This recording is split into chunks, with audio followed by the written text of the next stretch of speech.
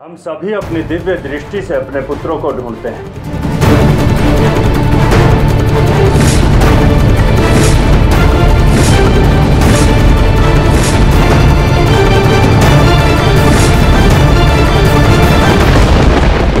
कान्हा, ये समस्त देवता अपने अपने पुत्रों की खोज तो कर रहे हैं, किंतु यदि वो उन्हें नहीं खोज पाए तो क्या तुम उनकी सहायता नहीं करोगे? समय की गति अत्यंत शक्तिशाली होती है उसमें जब भी हस्तक्षेप करोगे केवल शून्यता ही मिलती है। इसलिए उचित समय आने से पूर्व यदि मैं सहायता करूं भी तो उसका ना कोई लाभ है ना ही कोई अर्थ। असंभव, हमारी दिव्य दृष्टि भी उन्हें नहीं खोज पा रही। ऐसा कैसे हो सकता है? वो मुझे भी नहीं दिखे। वो आपको दिख नहीं रहे क्योंकि आपका ज्ञान अधूरा है।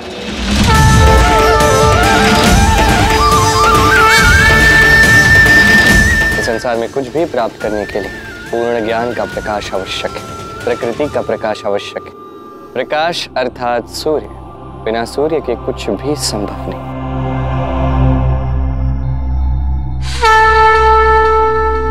सूर्यदेव को नारायण का प्रणाम। कृपा करके प्रकट हो जाइए। मेरा ये धर्म स्थापना का आगे का मार्ग अपने प्रकाश से प्रकाशित कीजिए सूर्यदेव।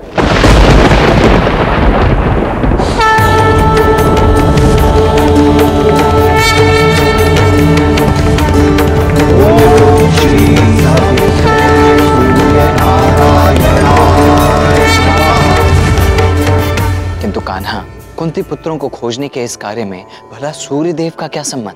संबंध है दाव। सबको लगता है कि बुआ कुंती के केवल 5 पुत्र हैं, पांडव, किंतु उनका एक और ज्येष्ठ पुत्र भी है जिसके विषय में सबको ज्ञात नहीं है। सूर्य पुत्र कर्ण।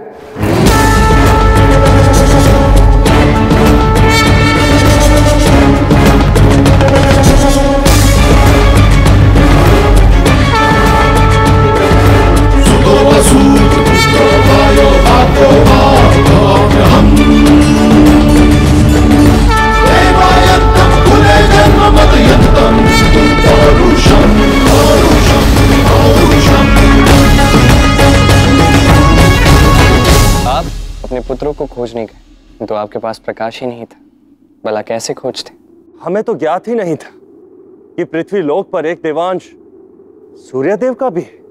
और ये तो हम सभी जानते हैं कि संसार में सूर्य के प्रकाश के बिना कुछ भी खोजा नहीं जा सकता।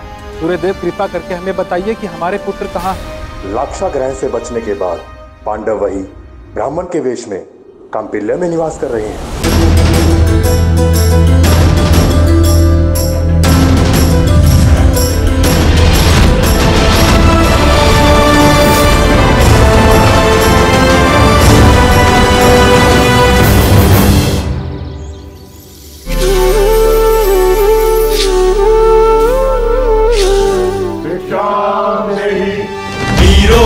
वीरों की धरती के रत्नों की ये सारी है संतानें, इनके आदर्शों के दिव्य पद चिन्हों पे चल के ये पाए सम्मान। ये क्या कान्हा, हमारे अपने संबंधियों की ऐसी दुर्दशा और हम कुछ भी नहीं कर रहे। इतने प्रतिभाशाली योद्धा ऐसा दयनीय जीवन जी रहे हैं। और उनकी इस दयनीय दशा का कारण कौन है? श्री कृष्ण, हमें बताइए हम इस पाप का प्रायश्चित कैसे करें? मैंने इसीलिए आप सभी को यहाँ बुलाया है। मेरे अवतार कार्य का उद्देश्य है धर्म स्थापना। पांडव, कौरव है एक ही परिवार। ऐसी स्थिति है जहाँ धर्म अधर्म साथ चल रहा है। इस धर्म और अधर्म के मध्य में युद्ध हो रहा है और हो सकता है भविष्य में ये युद्ध और भी भयानक रूप ले। किंतु यही परिवार होगा इस धर्म स्थापना का आधार। और इस धर्म और अधर्म के मध्य जो युद्ध चल रहा है, जब धर्म की जीत होगी जो सदैव होती है, तो संसार इसी परिवार से, इसी धर्म स्थापना से प्रेरणा लेगा। धर्म स्थापना का ये रथ पृथ्वी पर चलना चाहिए। धर्म पृथ्वी पर जीवित रहना चाहिए, और इसीलिए इन्हीं में से कोई एक होगा जो धर्म स्थापना का ये रथ चलाएगा, जो बनेगा इसका सारथी, जो बनेगा कृष्ण सारथी। ऐसा व्यक्ति जिसे ये संसार युगों युगों तक स्मरण रखेगा। मेरा पुत्र सर्वोत्तम है, आप उसे चुनिए। भीम भी सर्वश्रेष्ठ है, हमारे पुत्र भी किसी से कम नहीं। इसका चुनाव ऐसे नहीं हो सकता। तो इस चुनाव का आधार क्या होगा? आप अपना सारथी किसे चुनेंगे श्री कृष्ण? केवल गुण के आधार पर इसका चुनाव होगा। कौन बनेगा इस महागाथा में कृष्ण सारथी? मेरा पुत्र कर्ण।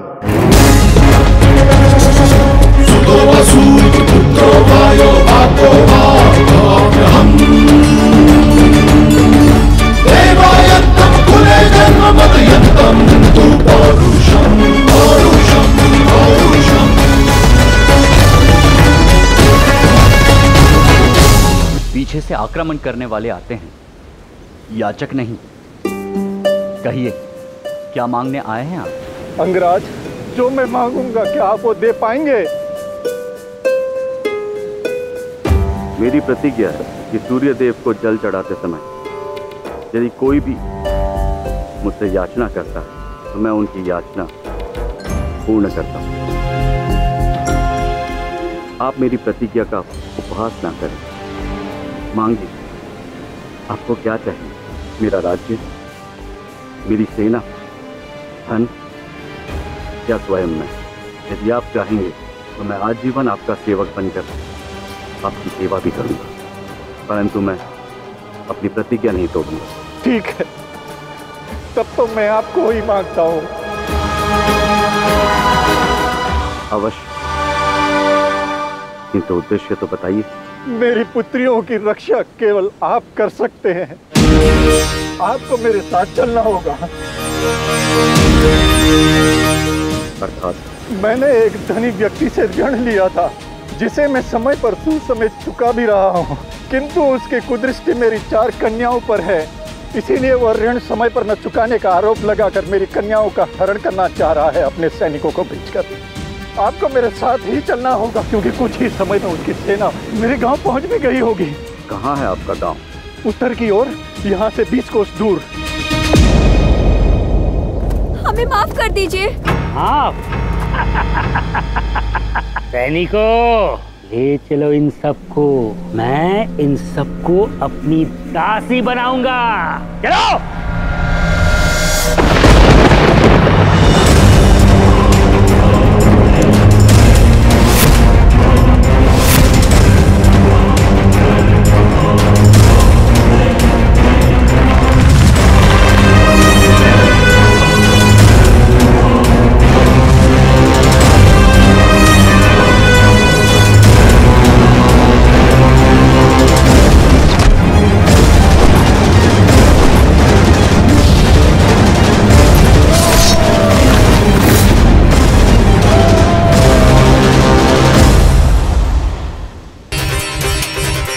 उन लोगों ने तुम्हारी पुत्रियों को छूकर महापाप किया है, जिसका दंड मैं उन्हें दे चुका हूं। जाकर कह देना उन लोगों से, यदि उन लोगों ने ऐसा महापाप पुनः किया तो दूरी चाहे 20 कोस की हो या 40 कोस की, मेरे बाण उनके हृदय को चीरकर उनके प्राण ले लेंगे। धन्यवाद अंगराज। आप शीघ्र अतिशीघ्र अपने घर जाना चाहते हैं, चाहिए। आज से ये रथ आपका। नहीं नहीं अंगराज, जिसने मेरी सहायता की मैं उसे विरत नहीं कर सकता। कर्ण को अपने उद्देश्य पूर्ण करने के लिए ना ही किसी रथ की आवश्यकता है और ना ही किसी चक्र की। याचना के संतोष के लिए मैं कोई भी मूल्य चुकाने के लिए सज्ज हूं।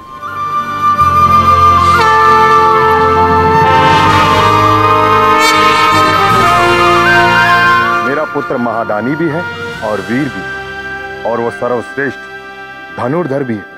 कर्ण सर्वश्रेष्ठ धनुर्धर है या नहीं, ये केवल समय ही बता सकता है। किंतु हाँ, कर्ण के ये 2 गुण, दान करना और वीरता, इस धर्म स्थापना की गाथा में उसे एक ऐसा स्थान देंगे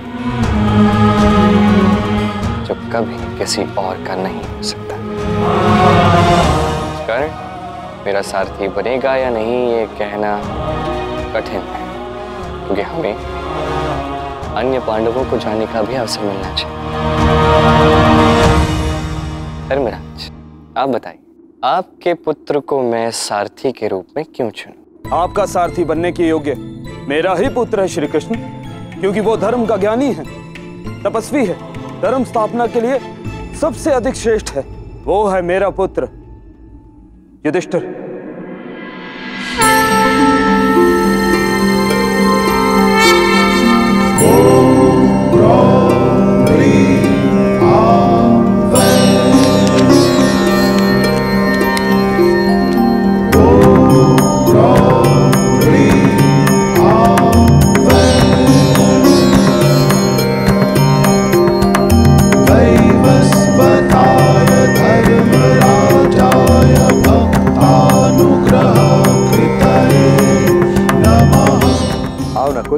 बैठो।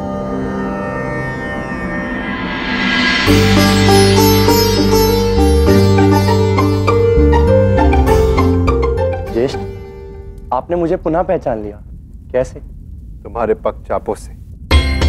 चलते समय तुम अपने पग से धारा पर कितना दबाव डालते हो, उस पग से मुझे अनुभव हो जाता है और मैं जान जाता हूं कि कौन है। भ्राता, मैं धर्म संकट में हूं, मुझे आपकी सहायता चाहिए। एक व्यक्ति मृत्युशैया पर है और मैं अपनी औषधि ज्ञान से उसको बचा सकता हूं, किंतु वह एक बहुत बड़ा अपराधी है। क्या उसके प्राण बचाना ठीक होगा? निसंदेह यही उचित होगा।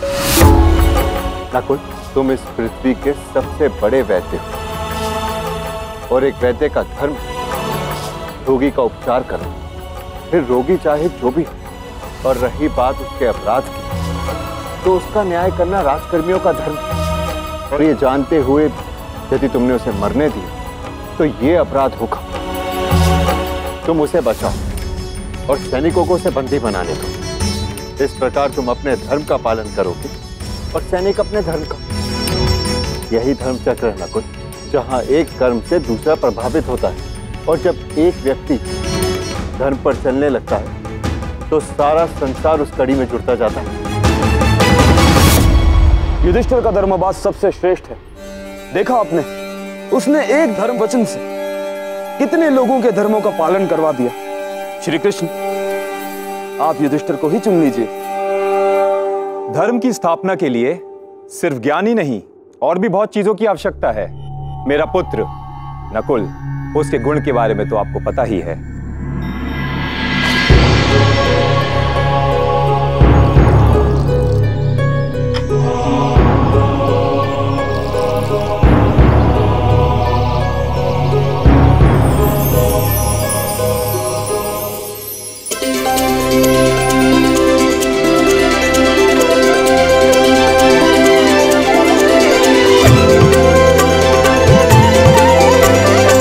तलवार संचालन में भी पारंगत है। इस गुण से वो अपनी सेना की रक्षा भी कर सकता है और अपने शत्रु का नाश भी।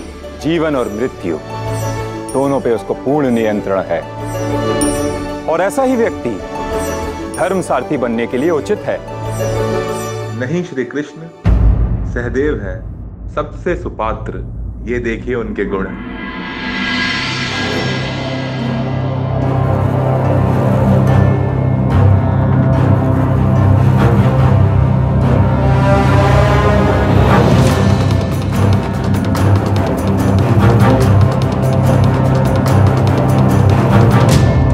सहदेव, तुम इतने गंभीर क्यों हो?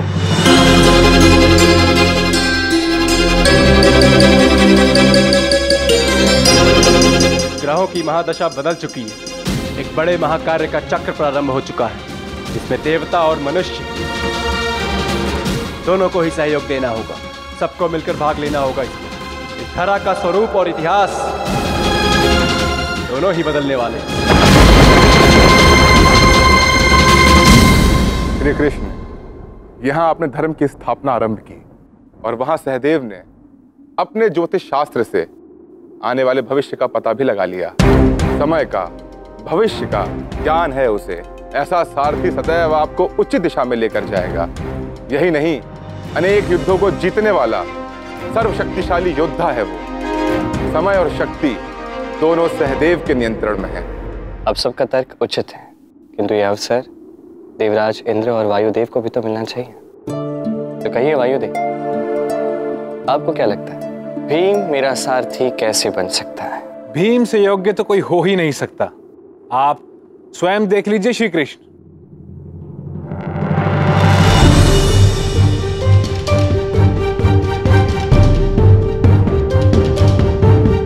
इस पर्वत ने हमें शेष संसार से अलग थलग कर दिया है। उस पार जाने में जीवन का सारा समय नष्ट हो जाता है। अगर ये पर्वत ना होता तो हमारा जीवन बड़ा ही सरल हो जाता। कल्पना अच्छी है, पर चाहने से पर्वत का अपने स्थान से हट जाना संभव नहीं है। चलो कल्पना में समय नष्ट न करें।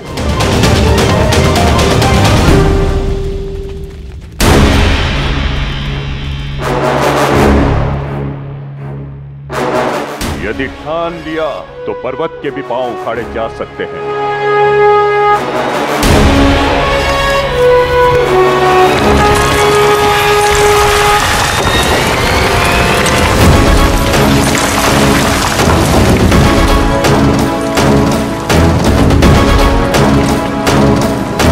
वायुतेजः कुन्तिपुत्रः शक्तिशाली गदाधरः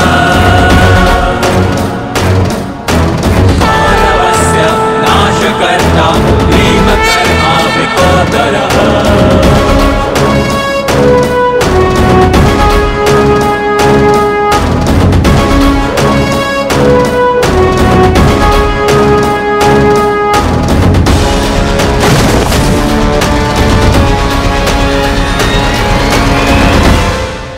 अद्भुत। भीम में बल भी है और उसका उपयोग कहाँ करना है इसका विवेक भी है। इतना ही नहीं, भीम से अच्छा मल्ल योद्धा पूरी पृथ्वी पर कहीं नहीं है। एक क्षण वायुदेव, मैं अभी यहीं हूं। जाओ। मुझे नहीं लगता आप भीम से लड़ सकते। कान्हा, तुम व्यर्थ ही मुझे क्रोधित करने का प्रयास कर रहे हो। भीम तो क्या, यदि अवसर मिले तो भीम जैसे 10 को मैं एक बार में परास्त करने की क्षमता रखता हूँ। अभी तुम्हें विश्वास नहीं हो रहा हो तो मैं सिद्ध करके भी दिखा दूंगा जब हम भीम से मिलेंगे। वो अवसर भी मिलेगा, तब बस लाज रख लेना हमारे। तो इंद्रदेव, आप बताएं, आपका पुत्र अर्जुन वो मेरे धर्म स्थापना की इस यात्रा का सारथी क्यों बनेगा? क्योंकि अर्जुन वो है जो दिव्य भी है और अद्भुत मनुष्य भी।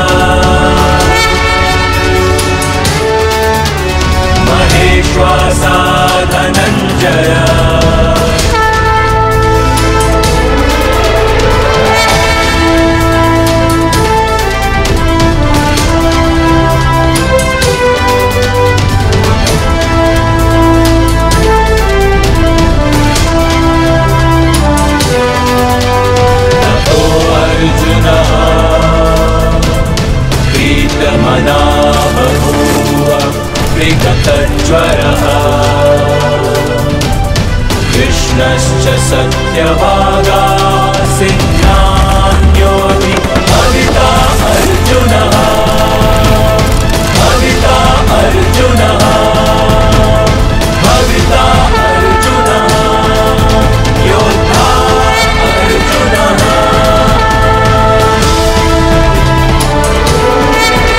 अर्जुन किसी और के प्राणों के लिए स्वयं के प्राण भी दे सकता है। वो सत्य में अनासक्त है। अद्भुत। आपके पराक्रम को देखकर ऐसा लगता है कि आप क्षत्रिय हैं। मैं वेश से ब्राह्मण, कर्म से धनुर्धर, परंतु हृदय से केवल मनुष्य। धन्यवाद ब्राह्मण देव, आपने हमारे बच्चे को बचा लिया। ये सेतु कब से टूटा हुआ है, आज ठीक हो जाएगा। वो देखिए, हमारे लकड़हारे वृक्ष काट रहे हैं ताकि इस सेतु का निर्माण हो सके, और आज ही ये सेतु बनकर तैयार हो जाएगा।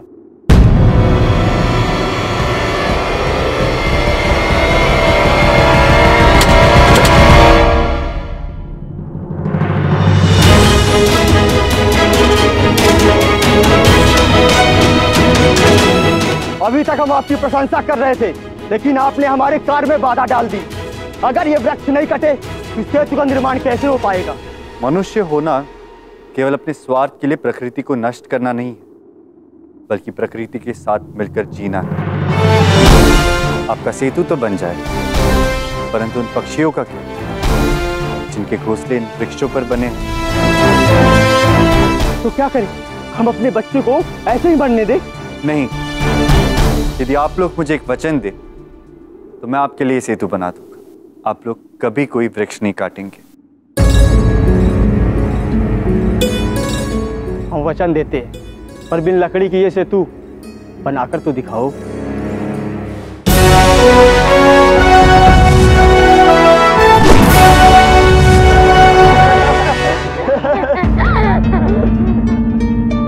रावण, तुम वीर तो हो, किंतु तुम अत्यधिक ज्यादा बोलते हो।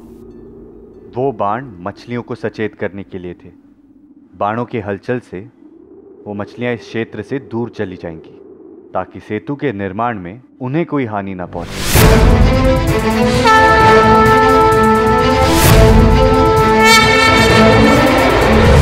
पार्थिवधारी अर्जुना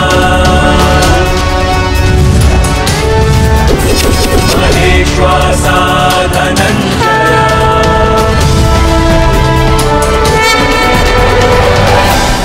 देखा आपने नारायण, उसने मनुष्यों के प्राण बचाए, और केवल इतना ही नहीं, पक्षियों, वृक्षों और मत्स्यों के प्राणों का भी ध्यान रखा, उनकी रक्षा भी की। अर्जुन में वीरता, विवेक है, वो एक वीर और साहसी क्षत्रिय है। उसमें करुणा भी है और दया भी। वो हृदय से कोमल है और आवश्यकता अनुसार कठोर भी। उसने उन सब को वचन ना तोड़ने के लिए चेतावनी भी दी। सारी विशेषताएं हैं मेरे पुत्र अर्जुन में। वही होना चाहिए आपका सारथी।